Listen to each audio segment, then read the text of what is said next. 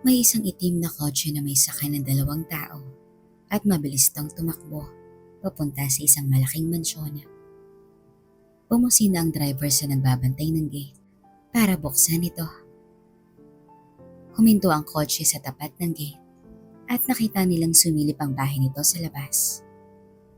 "Buksan mo ang gate!"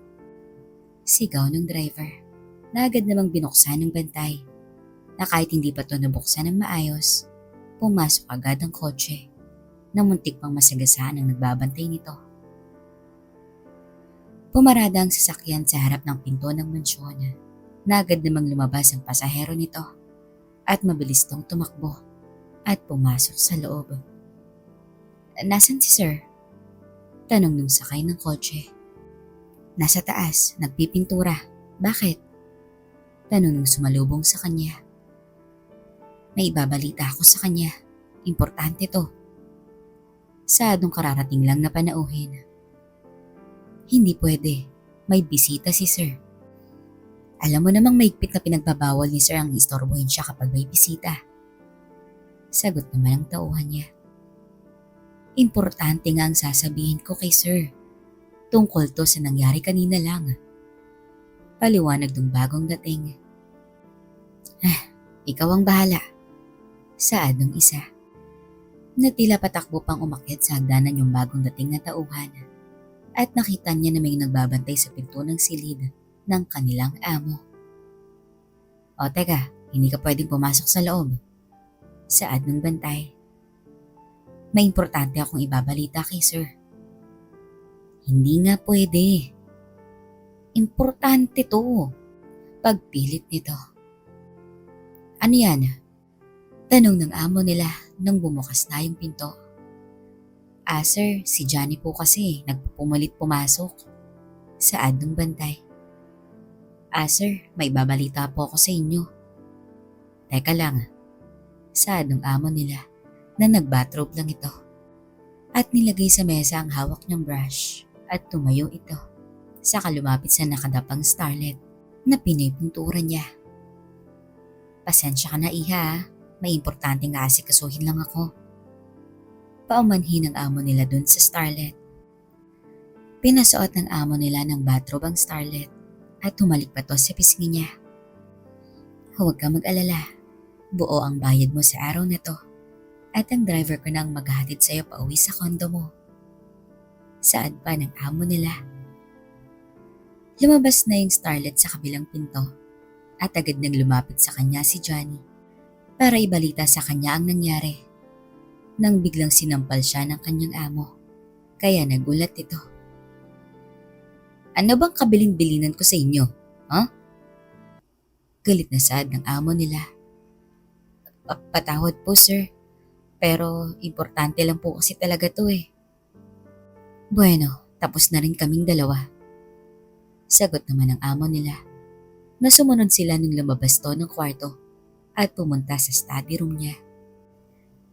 Umupo to sa silya at nagsali ng alak ang kanyang sekretary sa basong may 2 yelo at binigay to sa kanyang amo. "Magsalita ka." Sir, si Diego at si Aldwin, wala na." Balita nito. Biglang napatigil ang amo nila sa pag-inom ng alak. "Kailan to nangyari?" "Kanina lang po. Hindi pa to nabalita sa media. Itinawag lang po to sa akin sa kontak natin sa presinto." Balita ni Johnny sa kanyang amo. Nilagay ng amo nila ang baso sa mesa. "Paano sila napatay?" Balita ng kontak natin, execution style ang pagkakapatay kay Diego dahil point blank ang tama ng bala sa ulo niya. Si Aldwin naman po, tad-tad ng bala. May sinyalis din itong nanlaban, kaya siguro ganun ang sinapit niya. Balita ni Johnny. Tumayo ang amo nila at pumunta to sa bintana. Ang magkapatid. "Walang balita po eh. Siguro nagtatago sila ngayon." I-monitor mo sila. Gusto kong malaman ang bawat galaw nila." Utos na kanilang amo. "Masusunod sir." Sagot naman ni Johnny. Naglakad na to papunta sa pinto at lumabas na ito. Ingrid, tawag niya sa babaeng nakaupo sa sofa. Yes, sir. Sabihin mo sa driver na ihanda ang kotse. Aalis tayo. Masusunod po, sir. Sagot agad ni Ingrid na agad tong tumayo at naglakad na palabas ng study room.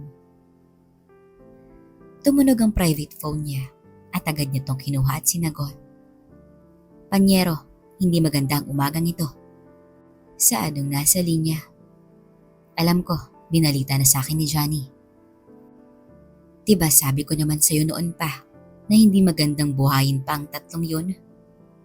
Saadong nasa linya. Parang sinabi mo namang pumalpak ako. Saad naman ang matanda. Hindi naman, Panyero. Sinabi ko lang na dapat tinodas na natin ang tatlo kasama ang kanilang mga magulang. Saadong nasa linya. Hayaan mo, ako na ang bahala rito. Aasahan ko yan, Panyero. Sagot ng nasa kabilang linya, sabay baba nito. Narinig ng matanda na bumalik na si Ingrid. Sir, nakahanda na po yung kotse sa baba. Sige, magbibihis lang muna ako at susunod na ako sa ibaba. Okay, sir. Sagot ni Ingrid na lumabas na to ng study room. Rosana. Saad ng matanda. Tumambay sila malayo sa mansyon kung saan nangyari ang labanan. Sir, hindi tayo pwedeng magtagal rito. Paalala ng tauhan niya. Sige, bumalik na tayo ng mansyon. Utos ng matanda sa driver, kaya umalis na sila. Pagdating nila sa mansyon, naghihintay na sa kanya si Johnny. Sir, ang balita ng mga tauhan natin, nasa probinsya sila Rosana at wala na rin si Karen. Balita ni Johnny na napahawak naman sa baba ang matanda at umupo sa recliner niya. Nalaman na rin namin kung sinong tumulong sa kanya. Ang mag-asawa? Tanong ng matanda. Opo, pero yung babae talaga ang mismong tumulong sa kanya para mapasok nila ang mansyon. Sam, ilagay mo yung CD sa DVD para mapanood ni Sir. Utos ni Johnny na agad naman tong kumilos. At doon napanood ng matanda ang ginawa ni Rosana at Cielo. Matapos nilang mapanood dito, tahimik lang na nakaupo ang matanda sa upuan niya. Sir? Tanong ni Johnny. Na muling tumunog ang private phone ng matanda. Tumayo ito at umakyat sa hagdanan. Panyero. Saad sa kabilang linya. Panyero. Sagot naman ng matanda. Anong plano mo ngayon? Kakausapin ko na muna si Rosana. Baka maplansya pa natin to. Saad ng matanda. Tandaan mo ang patakaran ng grupo natin, Panyero, na kung sino man ang lalabas sa grupong to. Alam ko, kaya wag mo akong pangaralan tungkol dyan. Pagputol ng matanda sa kanya. Magaling. Sadong nasa kabilang linya, sabay baba nito ng telepono. Ang tangi na sabi ng matanda at pumunta na to sa study room niya. Kinuha niya ang isa pa niyang cellphone sa drawer at may tinawagan siya. Nagring to ng 5 beses bago to sumagot. Alam ko na ang ginawa mo. Saad agad ng matanda. Hindi naman sumagot ang tinawagan niya. Dalawa lang ang pagpipilian mo. Sumuko ka sa akin o itutumba namin kayo. Saad ng matanda. Parehong kamatayan ang binibigay mo sa akin, Eduardo. Saad nito. Hindi naman sa ganun. Pwede ba siguro nating maayos ang lahat ng to? Kilala ko ang mga grupo natin, Eduardo. Hindi sila yung tipong magbibigay ng pangalawang pagkakataon. Sagot ng kausap niya. Rosana, lalayo ako at babalaan kita at iparating mo din to sa grupo. Saad ni Rosana. Ano yun? Hindi ko ilalabas ang tungkol sa grupo natin. Wala akong pagsasabihan sa sindikato at sa mga operasyon natin. Saad ni Rosana sa kanya. Alam mong wala pang buhay na miyembro ang nakalabas sa sindikatong ito. Kung natatandaan mo ang sinapit ni Hidalgo. Paalala ng matanda. Alam ko yun, kaya binabalaan ko kayo.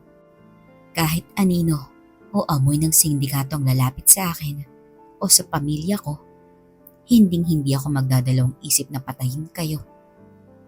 Banta ni Rosana sa kanya. Kung yun ang desisyon mo. Sagot naman ng matanda at nawala na si Rosana sa linya. Sir, pumasok sa loob ng study room si Ingrid at kasunod nito si Johnny. Makinig kayo, saad ng matanda sa kanila na umupo naman sila sa sofa. Sa ngayon, hahayaan na muna natin silang mabuhay ng tahimik. Hahayaan natin nilang isipin na binitawan na natin sila. Saad ng matanda sa kanila. Hanggang kailan, sir? Hanggang maging kampante sila at ibaba nila ang kumpiyansa nila. Saad ng matanda na umuputo sa silya. Paano ang grupo? Alam mong mainipin sila pagdating sa ganitong sitwasyon. Saad ni Johnny. Ako na ang bahala sa kanila. Ang mag-asawa? Tanong ni Ingrid. Hahayaan din natin sila. Wala silang alam tungkol sa atin, kaya malaki ang advantage natin sa kanila. Saad ng matanda. Kung yun ang gusto mo, sir. Sagot ni Johnny. 5 taon na ang lumipas sa bansang Italy. Edna, nakapili ka na ba? Tanong ni Rosana sa kanya. Wala pa, tita eh. At teka, pupunta naman ako doon. Baka may makita ako. Saad ni Edna Lynn sa kanya. O sige, tawagin mo ako kung may napili ka na ha? Sige po, tita. Nakita ni Rosana si Nadino at Sonny na nakaupo lang sa labas. Habang si Alejandra naman ay nasa kabilang aisle at naghahanap din ng damit na gusto niya. Yaya, may napili ka na ba? Wala pa eh, pero may nagustuhan akong blouse. Pero sobrang laki naman. Hanap ka na lang. Baka merong size mo dyan. Saad ni Rosana sa kanya. Na napansin naman niyang tumayo ang dalawa at lumapit sa kanila si Dino. Rosana, hindi pa ba kayo nakakabili? Tanong ni Dino sa kanya. Hindi pa eh. Pagpasensyahan niyo na ang dalawang to. Sagot naman ni Rosana sa kanya. Okay lang yun. Magpapaalam pala kami ni Sonny ha. Papupunta kami sa men's sports store. Sa kabilang side lang ng mall. Paalam ni Dino. Sige, tatawag na lang ako pag tapos na kami rito. Mukhang hindi pa makapag-decide ng dalawa eh. Sige bo. Rosana. Paalam ni Dino at lumabas na siya. Kumaway si Sonny sa kanila at sabay na silang umalis. Saan sila pupunta? Tanong ni Alejandra. Sa men's store, Yaya. Sagot naman nito. Napansin ni Rosana na nakatingin si Alejandra kay Dino habang papalayo ito na napangiti lang si Rosana sa napansin niya. Pagkatapos nilang makapili ng damit, binayaran na to ni Rosana at lumabas na sila ng outlet store at pumunta na sa katabing store. Tita, magbabanyo lang po ako. Paalam ni Edna Lynn sa kanya. Sasama na ako sa'yo. Si Rosana na lang ang pumasok sa loob at dumiretso siya sa dulo ng store. Doon niya nakita ang pakay niya na nakaharap to sa salamin habang tinitignan ang damit na suot niya. Bella or beautiful sa Ingles. Saad ni Rosana. Nakita siya nito sa salamin at nginitian siya. Naumikot pa to bago humarap sa kanya. Totoo, Mama? Natutuwang tanong ni Jaisel sa kanya. Oo, maganda ka. Maganda ka sa suot mong damit, sweetheart. Sagot ni Rosana sa kanya. Wow, ang ganda-ganda mo, Jaisel. Saad ni Ednalyn sa kanya nung pumasok na sila ni Alejandra sa store. Thank you, Edna. Nakangiting sagot naman ni Jaisel sa kanya. Bakit wala pang dalawa? Naiinip na tanong ni Alejandra kay Rosana. Yaya, hayaan nyo na muna sila. Baka hindi sila makapili. Saad nito sa kanya. Ay naku mama, namiss lang ni Yaya si Mang Dino. Saad ni Jaisel na naiinis sa kanya ang matanda. Relax lang Yaya, tatawagan ko sila. O sige sweetheart, babayaran ko na yan para makaalis na tayo. Okay, ang tanging sagot ng anak at bumalik na to sa loob ng fitting room para magbihis. Lumabas ng store si Rosana dahil walang signal sa loob at tinawagan niya si Dino. Sorry, naaliw kasi kami sa mga gadgets dito. Saad ni Dino nung sinagot niya na ang phone. Aalis na kami sa ladies apparel. Magkita na lang tayo sa restaurant sa second floor para doon na tayo maghapunan. Sige boss, sorry. Nadulas si Dino. Okay lang yun Mang Dino. O sige magkita tayo within 30 minutes doon na sa restaurant. Sige, hahanapin ko lang din si Sonny. Saad ni Dino at binaba na nila ang phone. Muling pumasok sa loob ng store si Rosana at nakita niya ang tatlo na nakatayo malapit sa cashier. Ready? Tanong niya. Si Mama? Sagot ni Jaisel. At binayaran na nila ang damit ng kanyang anak at lumabas na sila ng store. Hinanap ni Dino si Sonny dahil bigla na lang tong nawala sa likod niya nung pumasok sila sa loob ng men's store. Nasaan kaya ang taong yun? Saad ni Dino na nakita niya to sa shoe department ng store. Nakita pa niya nagsusukat to ng sapatos at tinitignan ng presyo na napangiwi ito at natawa na lang siya. Sonny! Tawag nito.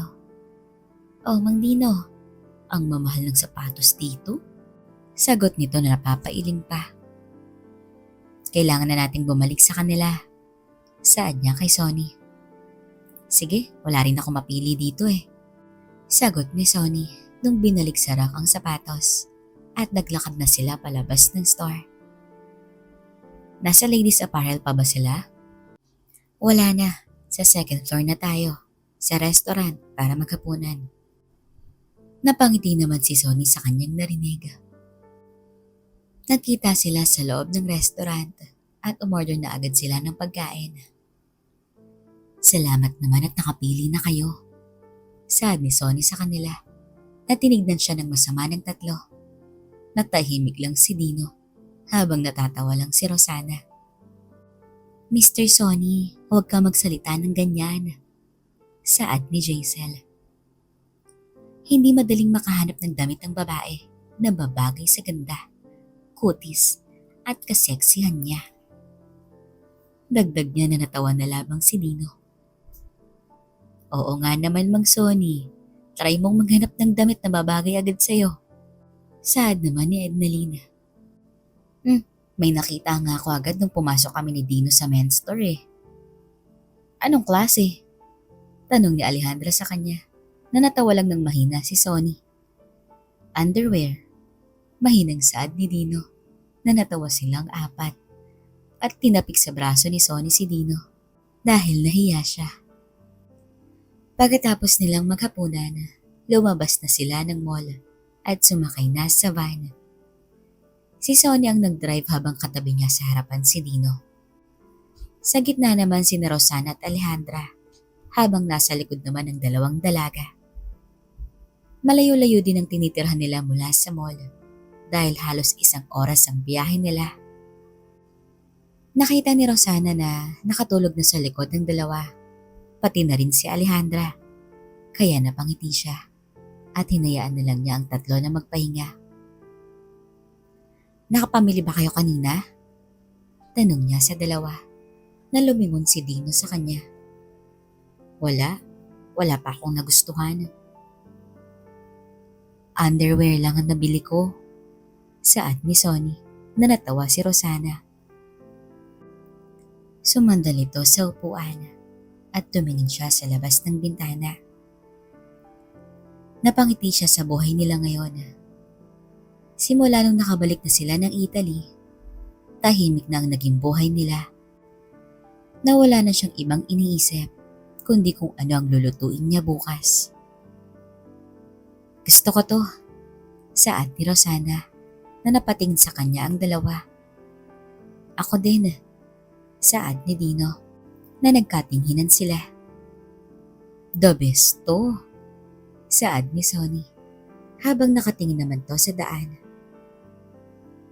Tama ang naging desisyon mo, Rosana, saad ni Dino sa kanya na tumingon sa likod si Rosana.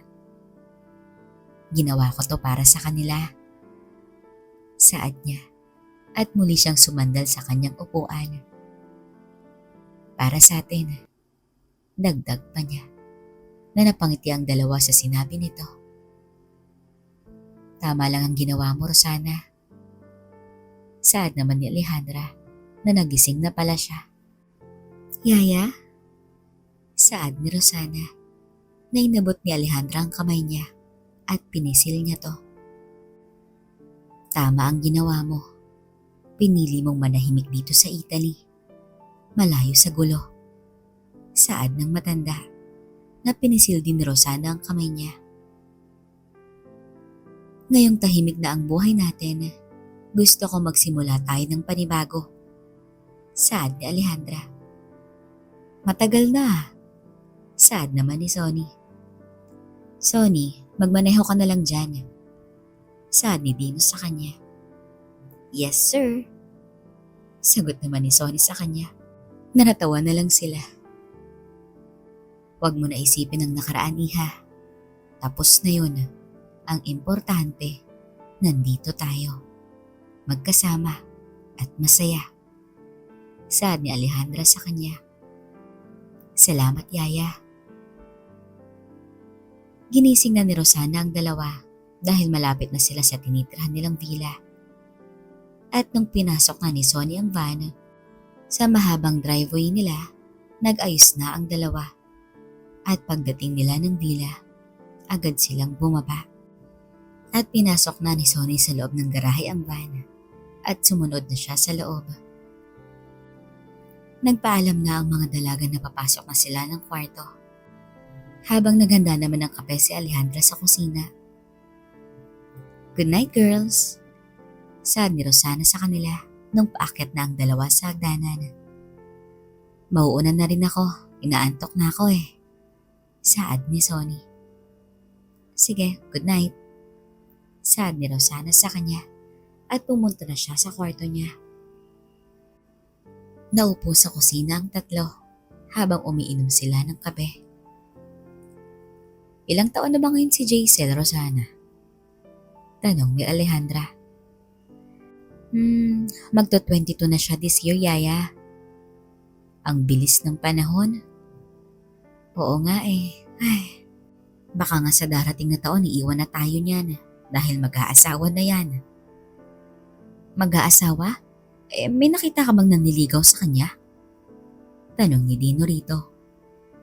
Ewan ko ba, palihim din ng batang yan. Sagot sa kanya ni Rosana. Alam ko si Ernalina, sila pa rin ng kaibigan ni Ken. Ano nga ulit ang pangalan nun? Jigs. Sagot naman ni Alejandra kay Dino. Mabait ang batang yun. Hinihintay talaga niya si Ernalina. Dagdag ni Alejandra na napansin nilang nakangiti si Rosana. Nilagay ni Alejandra ang baso niya sa mesa at tinignan si Rosana. Bakit? Tanong niya sa yaya niya na nakita din niyang nakatingin sa kanya si Dino. Ano? Mahinang tanong niya sa dalawa. Sabihin mo nga sa akin, Rosana. Saad ni Alejandra. Ang ano, yaya? Alam ba ni... Putol niya at tumingin muna siya sa sala. Alam na ba ni Ken ang totoo? Mahinang tanong niya na hindi nagsalita si Dino at hinintay ang sagot ni Rosana. Hindi ko sinabi sa kanya na may anak kami. Sagot nito at ininom niya ang kape niya. Si Jaisel? Ano naman si Jaisel? Balik niya sa yaya niya. Hindi ba kasama mo siya nung umuwi ka ng Pilipinas? Huwag kayong mag-alala. Sinabihan ko na si Jaisel na huwag niyang sasabihin sa daddy niya ang totoong pagkatao niya. Saad ni Rosana sa dalawa at tinuloy nito ang pag-inom niya ng kape. Sigurado ka ba? Tanong ni Dino sa kanya na napatingin si Rosana sa kanya. Ang tangi na sambit ni Rosana. Nilagay niya na ang baso niya sa mesa. Alam ni Jaisel ang sitwasyon namin bago pa man tayo umuwi ng Pilipinas, Dino. Panimula ni Rosana. Sinabi ko na sa kanya kung sino ang kanyang daddy at para sa akin, may tiwala ko sa anak ko na hindi niya sisirain ang pinangako niyang lalayuan niya si Ken at ipapaalam sa kanya kung sino siya. Saad ni Rosana sa dalawa. Paano kung sinaway niya to? Tanong ni Alejandra na biglang nakarinig sila ng ingay sa sala. Kaya napatayo silang tatlo at dahang-dahang lumabas sa likod ng poste si Jaisel na parang nahihiya siyang humarap sa kanila. Jaisel! Gulat na saad ni Rosana. Mama, I'm sorry. Saad nito sa salitang Italyano. What's wrong? Tanong naman ni Rosana sa kanya na biglang tumakbo palapit sa kanya si Jaisel at yumakap sa kanya to. I'm sorry. Muli niyang sambit na nagtaka sa kanya si Rosana. Sweetheart, bakit ka nagsasorry sa akin? May ginawa ka bang masama? Tanong niya sa anak niya na nagkatinginan lang sina Alejandro at Dino. Noong nasa Pilipinas pa tayo, binisita ko siya at kumpisal niya. Oh Diyos ko, hindi. Ang tangi na sambit ni Rosana.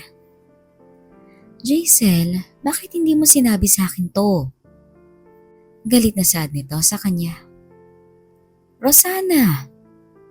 Tawag ni Alejandra sa kanya. Dahil gusto ko siyang makita. Gusto ko siyang makasama. Kahit sandali lang. Rason ni Jaisel sa kanya. Alam mo ba ang ginawa mo? Sorry talaga, Mama. Muling sambit ni Jaisel na ngayon ay umiiyak na. Ang tanging nasambit ni Rosana. Napapikit na lamang siya at tumingin sa anak niya. Alam mong mahal na mahal kita. Saad nito sa kanyang anak. Nainilan niya si Jaisel na umupo siya sa silya at pinakandong niya ito. Alam mong mahirap ang sitwasyon natin dahil alam mong may pamilya na ang papa mo. Alam ko. Hindi ako natatakot na malaman niya ang totoo. Alam mo kung anong kinakatakot ko? Natatakot ako na baka magkagulo ulit tayo dahil doon. Paliwanag ni Rosana sa kanya na napayuko na lamang ang ulo ni Jaisel at yumakap to sa kanya. Sorry talaga, Ma. Niyakap siya ni Rosana ng mahigpit. Napatingin siya sa dalawa na nakaupo na ngayon sa silya nila at nakatingin sa kanila. Hinatid ni Rosana sa kwarto niya si Jaisel at tinabihan pa niya ito sa kama habang nakahiga ito at nakayakap sa kanya. Hindi may alis niya sa anak niya ang pananabik nitong makasama ang kanyang ama. Patawad anak, mas maigi ng ganito kaysa bumalik ulit tayo sa gulo. Saad niya sa sarili niya habang hinihimis niya ang likod ni Jaisel. Oh, Ken, kung alam mo lang sana ang sitwasyon ng anak natin. Saad niya sa kanyang sarili. Mama, ano yun anak? Ang pogi pala ng papa ko. Saad niya na nakita niyang nakangiti si Jaisel, kaya napayakap na lang siya at sabing, alam ko. Alam mo pa ba, Mama, binilhan niya ako ng ice cream. Natutuwang kinwento niya sa kanyang ina. Talaga? Natawa na rin si Rosana.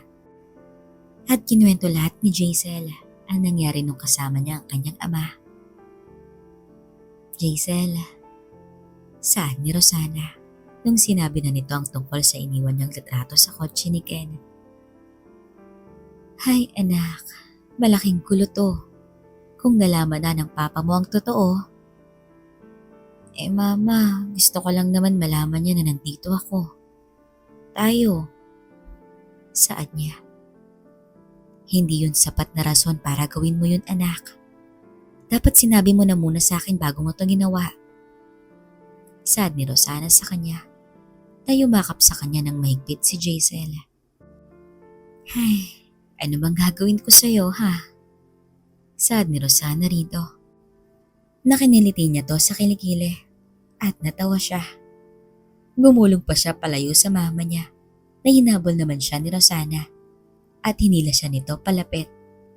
Mama! Natatawang tawag ni Jaisel sa kanya. Matulog na kayo. Saad ni Alejandra sa kanila nung dumungaw to sa pintuan. Yaya! Sabay silang dalawa. Matulog na kayo. Sabay ulit ni Alejandra, sabay sara niya ng pinto.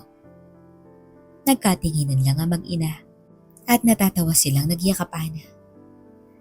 Mahal na mahal kita anak. Saad ni Rosana sa kanya. Mahal na mahal din kita mama. Sagot naman ng anak niya sa kanya. Humalik siya sa pisngi ng kanyang ina at umayos ng higa sa kama. Good night. Saad ni Rosana sa kanya na nakangiti namang nakayakap sa kanya si Jaisel. Kinabukasan, naghahanda na sina Ednalyn at Jaisel para pumasok na sa eskwelahan. Ready na kayo? Opo tita, sagot ni Ednalyn habang naglalagay naman ng makeup si Jaisel. Anak, kailangan mo pa bang magpaganda? Saad ni Rosana na napatigil naman ang kanyang anak at tumingin sa kanya. Nginitian siya ni Rosana at sabay sabing, maganda ka na kahit walang makeup. Napangiti sa kanya si Jaisel at tinuloy pa rin ang paglagay ng makeup sa pisngi niya. Okay, I'm ready. At bumaba na sila sa sala.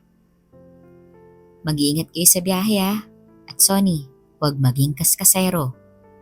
Paalala ni Alejandra sa kanila. Opo mama, sagot ni Sonny na natawa lang sila. Naghihintay na sa labas sina Sonny at Tino at lumabas na rin ang dalawang dalaga at kasunod nila si Rosana. Yaya, baka mamayang hapon pa ang balik ko kaya wag mo na kaming hintayin. Magtanghalian ka na lang mamaya ha? Paalala ni Rosana sa kanya.